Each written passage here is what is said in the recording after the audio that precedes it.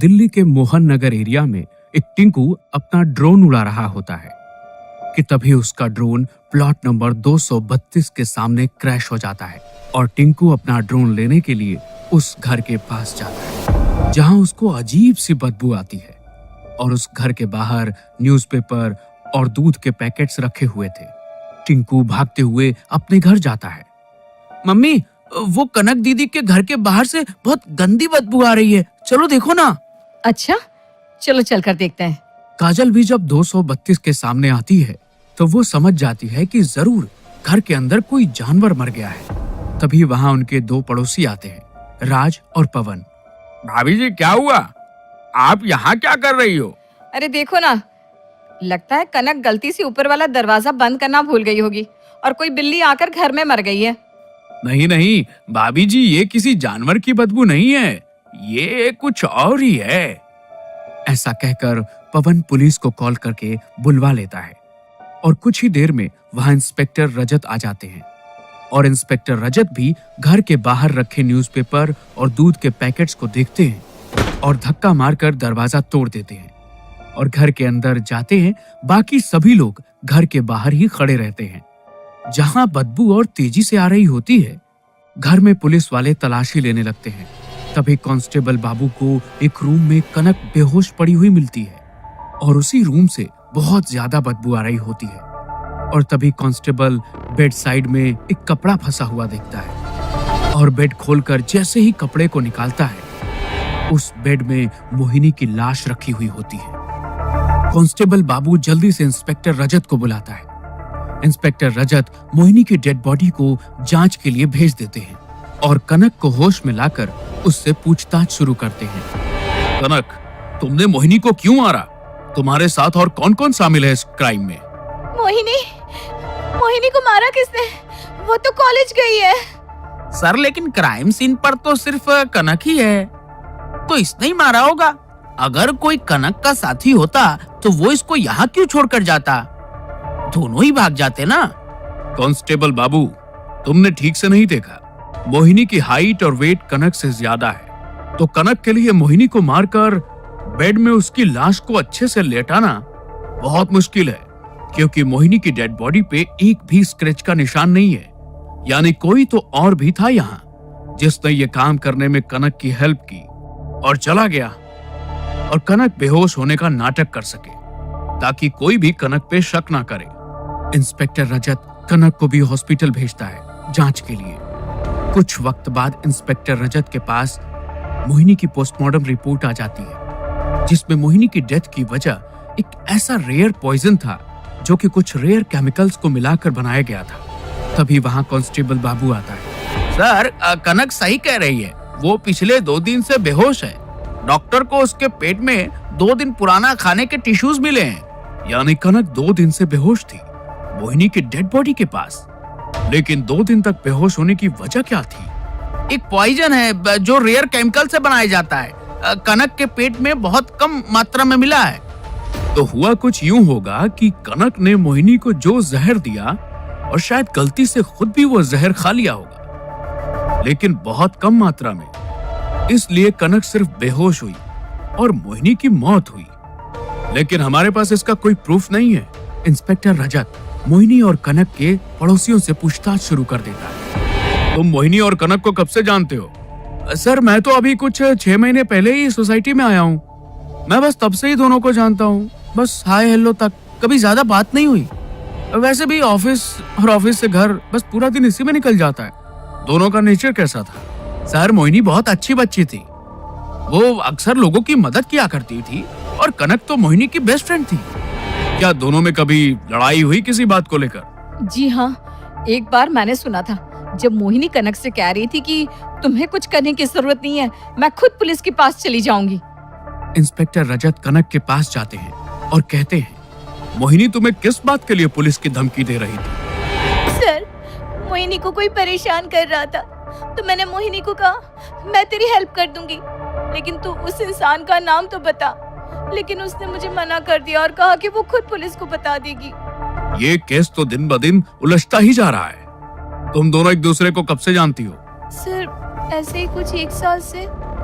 Inspector रजत मोहिनी की सारी details निकालने को कहते हैं। कुछ देर बाद कांस्टेबल बाबू सारी डिटेल्स इंस्पेक्टर रजत को बताते हैं। सर, मोहिनी एक अनाथ है और वो स्कॉलरशिप से केवीके स्कूल की टॉपर रही है दिल्ली की।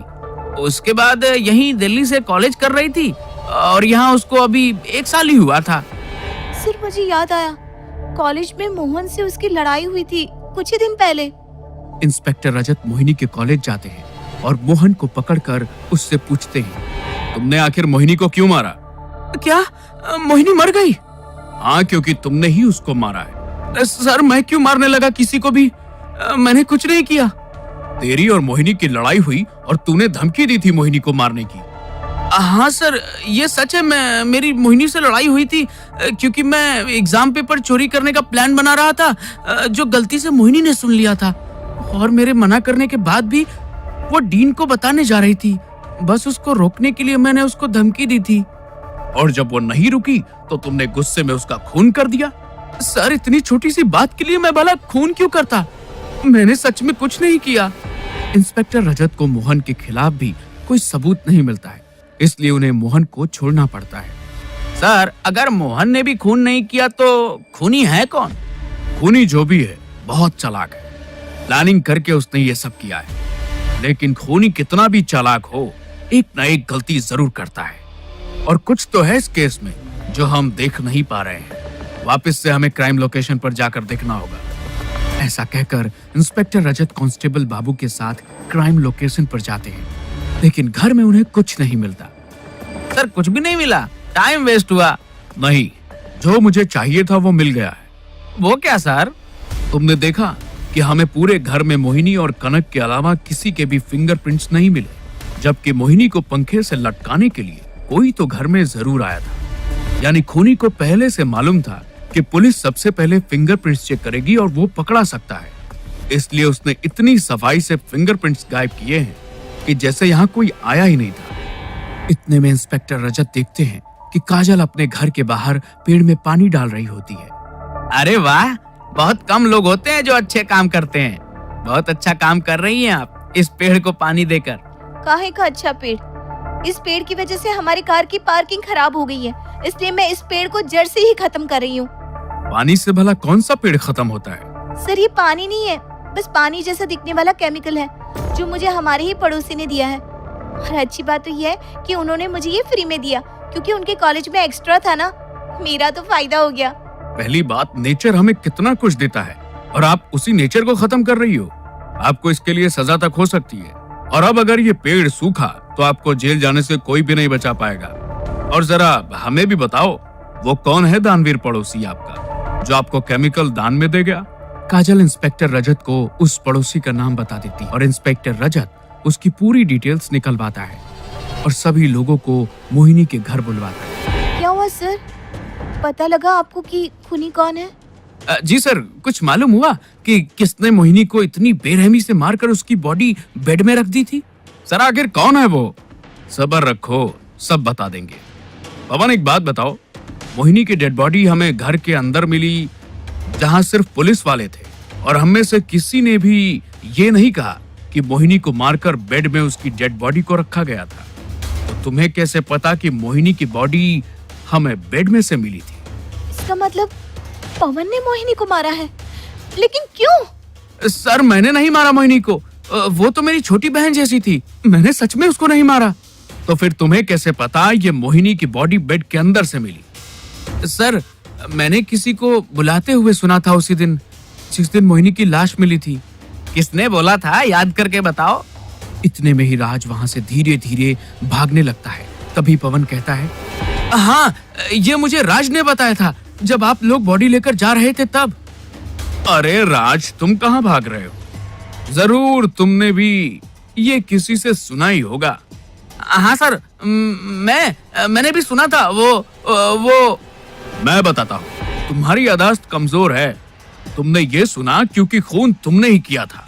तुम्हारी सारी डिटेल्स नकली हैं। पहला झूठ, तुमने कहा कि तुम मोहिनी को बस 6 महीने से जानते हो, जबकि तुम और मोहिनी दोनों एक ही स्कूल में साथ थे, जहां तुम्हें मोहिनी बहुत पसंद थी। लेकिन मोहिनी ने तुम्हें उस वक्त मना कर दिया था। उसके बाद उसका पीछा करते हुए तुम इस सोसाइटी में आए और फिर मोहिनी को फोर्स करने लगे कि वो भी तुम्हें पसंद करे। ये बात उसने कनक को भी बताई थी कि तुम उसको परेशान कर रहे हो, बस उसने नाम नहीं बताया था। उसके बाद की कहानी अब तुम बताओगे। हाँ सर, मैंने ही मारा है मोहिनी को, क्योंकि मैं उसको प्यार करता था, लेकिन वो मुझे घास तक नहीं डालती थी। एक दिन अचानक जब घर पे कोई नहीं था, मैं मौका देखकर मोहिनी के पास चला गया और उसको अपने दिल की बात बताई, लेकिन उसने मेरे मुंह पर तमाचा मारा और मैं उस वक्त चुपचाप वापस आ गया। लेकिन मैंने मोहिनी को मारने का मन बना लिया था। जो मेरी नहीं हुई उसको मैं अब किसी की नहीं होने दूंगा। मैंने अपने कॉलेज की लैब से केमिकल लिए, एक पॉइजन बना दिया और मौका पाकर मोहिनी के घर गया और उससे माफी मांगने का नाटक किया। और वो उस वक्त पानी पी रही थी। उसका ध्यान हटाकर मैंने उसको पानी के ग्लास में वो जहर मिला दिया, जिसको पीते ही मोहिनी मर गई। और फिर मैंने मोहिनी की बॉडी को बेड में ही रख दिया ताकि सभी को लगे कि मोहिनी मिसिंग है। लेकिन तभी मैंने सुना कि दरवाजा खुला है और कनक घर के अंदर आई और आते ही उसने भी वही जहर वाली पानी पिया और वो वहीं गिर गई। मुझे लगा वो भी मर गई होगी, इसीलिए उसको भी कमरे में लाकर वहीं पटक दिया।